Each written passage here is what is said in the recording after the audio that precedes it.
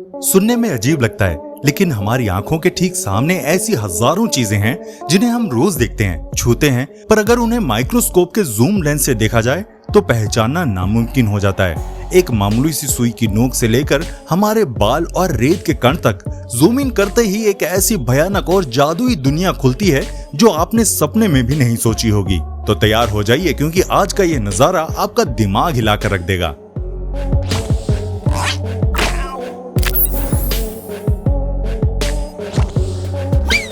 जब आप किसी रसीली स्ट्रॉबेरी को माइक्रोस्कोप के नीचे रखकर देखते हैं तो एक अलग ही दुनिया सामने आ जाती है। बाहर से लाल और सुंदर दिखने वाली स्ट्रॉबेरी की सतह जूम करने पर उबड़ खाबड़ और घाटियों जैसी नजर आती है, जिसके ऊपर छोटे छोटे पीले हरे बीज दिखते हैं। वो असल में स्ट्रॉबेरी के असली फल होते हैं। लेकिन सबसे हैरान करने वाली बात यह है कि लगभग हर ताजा स्ट्रॉबेरी की सतह पर बेहद नन्हे कीड़े, जिन्हें बेरी माइट्स कहा जाता है, रेंगते हुए दिखाई दे सकते हैं। ये इतने छोटे होते हैं कि नंगी आंखों से इन्हें बिल्कुल भी नहीं देखा जा सकता और केवल पानी से धोने पर भी पूरी तरह नहीं हटते। इसके अलावा जूम करने पर स्ट्रॉबेरी के लाल त्वचा पर नन्हे बारीक बाल और रस से भरी कोशिकाएं भी पारदर्शी गुब्बारे या रंग बिरंगे क्रिस्टल की तरह चमकती हैं। माइक्रोस्कोप में इसे इतने करीब से देखना जितना खूबसूरत लगता है, उतना ही थोड़ा चौंकाने वाला भी होता है।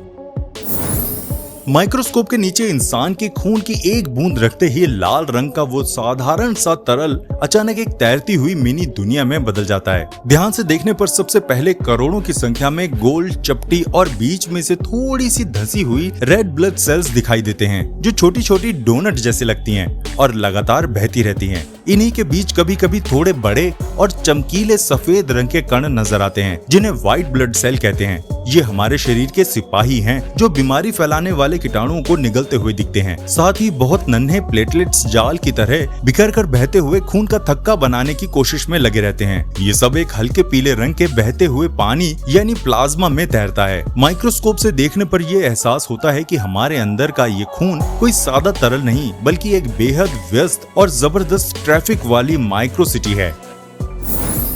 कपड़े सीने वाली सुई या इंजेक्शन वाली निडल की नोक देखने में जितनी पतली और नुकीली लगती है, माइक्रोस्कोप के नीचे उसकी हकीकत कुछ और ही निकलती है।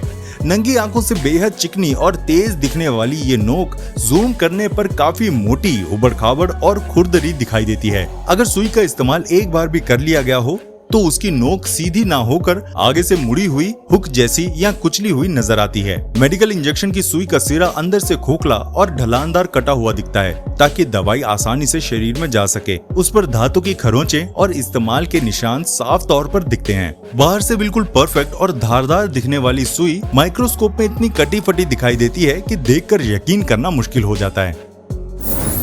किचन में एक जैसे दिखने वाले नमक और चीनी को जब माइक्रोस्कोप के नीचे रखा जाता है तो उनका असली फर्क शीशे की तरह साफ हो जाता है। नमक के छोटे छोटे दाने जूम करने पर बिल्कुल परफेक्ट चौकोर यानी क्यूब शेप में चमकते हैं, जैसे किसी ने बेहद सलीके से छोटी सी बर्फ की सिल्लियां काट कर रखी हों। उनके कोने एकदम तीखे और सपाट होते हैं। वहीं दूसरी तरफ चीनी के दाने बिल्कुल अलग अंदाज दिखाते हैं। वो सीधे चौकोर ना होकर थोड़े तिरछे, असमान और उबड़ खाबड़ क्रिस्टल जैसे नजर आते हैं, मानो कोई अनोखा कीमती पत्थर हो। जब इन पर रोशनी पड़ती है तो चीनी के ये क्रिस्टल किसी पारदर्शी कांच या हीरे की तरह जगमगा उठते हैं। बाहर से ये एक जैसे दिखने वाले सफेद दाने माइक्रोस्कोप में आते ही अपनी अलग अलग बनावट और ज्योमेट्री से पूरी तरह हैरान कर देते हैं।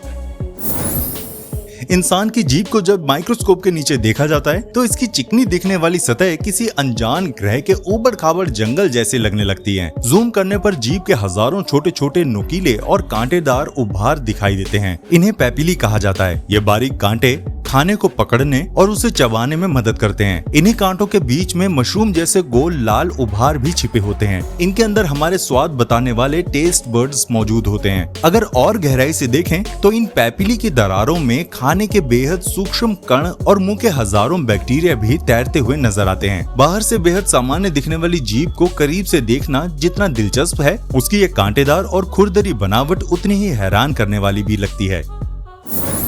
समुद्र तट या रास्ते में पैरों के नीचे आने वाली रेत के मामूली कणों को जब आप माइक्रोस्कोप के नीचे देखेंगे तो आपकी आंखें खुली की खुली रह जाएंगी। दूर से भूरी और बेजान दिखने वाली रेत असल में रंग बिरंगे कीमती रत्नों का एक छोटा खजाना निकलती है। जूम करके देखने पर हर एक कण की अपनी एक अलग कहानी और बनावट दिखती है। कोई कण पारदर्शी कांच जैसा चमकता है, कोई गहरे हरे या लाल रंग के पन्ने जैसा दिखता है, तो कोई नन्हे कंकड़ जैसा खुरदरा होता है। कई बार समुद्री रेत के कणों में नन्ही सीपियों के टूटे हुए टुकड़े, ज्वालामुखी के लावे के बारीक क्रिस्टल और हजारों साल पुराने समुद्री जीवों के खोल भी छिपे मिलते हैं। रेत का कोई भी दो दाना आपस में कभी एक जैसा नहीं होता। पैरों तले रौंदे जाने वाली रेत में कुदरत का इतना खूबसूरत आर्टवर्क छिपा है, ये माइक्रोस्कोप के बिना सोचना भी नामुमकिन है। पुराने जमाने के काले वाइनाइल रिकॉर्डर को जब माइक्रोस्कोप से देखा जाता है तो संगीत का जादू सीधा विज्ञान में बदला हुआ दिखता है। बाहर से बिल्कुल चिकनी और चमकदार दिखने वाली ये डिस्क जूम करने पर किसी गहरी घाटी या सड़क पर बनी खाइयों जैसी नजर आती है। इसमें बनी बारीक धारियां या खांचे बिल्कुल सीधे नहीं होते, बल्कि किसी नदी की तरह सांप जैसे टेढ़े मेढ़े और उबड़ खाबड़ दिखाई देते हैं। हैरानी की बात यह है कि रिकॉर्डर प्लेयर की बारीक सुई इन्हीं खांचों की दीवारों से टकराकर थरथराती है। जब गाने में आवाज या बेस आता है तो ये खांचे और ज्यादा चौड़े और गहरे दिखते हैं, जबकि धीमी धुन में काफी पतले नजर आते हैं। माइक्रोस्कोप में देखना ऐसा लगता है मानो पूरा गाना किसी प्लास्टिक की प्लेट पर भौतिक रूप से तराश कर लिख दिया गया हो, जिसे सुई छूते ही संगीत में बदल देती है। सिर के पतले बाल को जब आप माइक्रोस्कोप के नीचे देखेंगे तो वो किसी पेड़ के तने या मोटी रस्सी जैसा भारी भरकम नजर आने लगता है। बाहर से बिल्कुल चिकना दिखने वाला बाल जूम करने पर एक के ऊपर एक छिलके की तरह दिखता है, जैसे मछली के शरीर पर शल्क होते हैं या छत पर खपरेल होती है। इसे क्यूटिकल्स कहते हैं, जो अंदर की परतों को सुरक्षित रखता है। अगर बाल टूटा या दो मुहा हो तो उसका सिरा किसी फटे हुए रस्से या लकड़ी की छड़ की तरह बिल्कुल बिखरा हुआ होता है। बाल के बिल्कुल बीच में एक पतली नली जैसी खोखली रेखा चलती है, जो ये तय करती है कि बाल कितना मोटा है। साथ ही उस पर जमा तेल, धूल के बारीक कण या डैंड्रफ की परतें भी साफ तैरती हुई नजर आती हैं। एक मामूली सा बाल असल में कई सुरक्षात्मक परतों से बनी एक जटिल संरचना है, जो बिना माइक्रोस्कोप के सोचना भी मुश्किल है। आसमान से गिरती बर्फ के एक नन्हे टुकड़े यानी स्नोफ्लेक्स को जब पिघलने से पहले माइक्रोस्कोप के नीचे देखा जाता है तो कुदरत की बेमिसाल कारीगरी सामने आती है। दूर से सफेद रुई जैसा दिखने वाला ये छोटा सा टुकड़ा जूम करने पर एक बेहद शानदार, पारदर्शी और कांच की तरह चमकते हुए 6 कोनों वाले क्रिस्टल के रूप में दिखाई देता है। इसकी हर एक शाखा से छोटी छोटी कई और बारीक शाखाएं निकलती हैं, जो दिखने में किसी रंगोली, बर्फ के फूल या जटिल गहने जैसी दिखती है। सबसे हैरान करने वाली बात यह है कि दुनिया भर में अरबों स्नोफ्लेक्स गिरते हैं, लेकिन माइक्रोस्कोप से देखने पर कोई भी 2 स्नोफ्लेक्स की बनावट और डिजाइन कभी भी एक जैसे नहीं होती। हर स्नोफ्लेक्स जब बादल से नीचे गिरता है तो हवा और तापमान के हिसाब से अपना एक नया और अनूठा डिजाइन खुद गढ़ लेता है। उंगली के नाखून से भी छोटे एक माइक्रोचिप को जब आप माइक्रोस्कोप के नीचे रखकर देखेंगे तो लगेगा जैसे आप आसमान से किसी बहुत बड़े और आधुनिक शहर को देख रहे हों। बाहर से काले प्लास्टिक का एक छोटा सा टुकड़ा दिखने वाली ये चिप अंदर से बिल्कुल एक भूल भुलैया जैसी नजर आती है। जूम करने पर इसमें सिलिकॉन की परत पर तराशे गए लाखों करोड़ों छोटे रास्ते, बारीक लाइनें और छोटे छोटे डिब्बे जैसे ब्लॉक्स दिखाई देते हैं। ये लाइनें असल में तांबे या सोने के इतने पतले तार और कनेक्शंस हैं, जो इंसान के बाल से भी 1000 गुना बारीक होते हैं। इनके बीच में अरबों ट्रांजिस्टर और स्विच बने होते हैं, जो बिजली के सिग्नल्स को एक जगह से दूसरी जगह भेजते हैं। इतनी छोटी सी जगह में पूरी दुनिया का डेटा प्रोसेस करने वाली ये बारीक और जटिल बनावट देखकर यकीन नहीं होता कि इंसान ने इतने सूक्ष्म स्तर पर ऐसी अद्भुत चीज बनाई है। आपको हमारी ये वीडियो कैसी लगी हमें कमेंट करके जरूर बताइएगा, और अगर वीडियो पसंद आई हो तो इसे लाइक भी कर देना।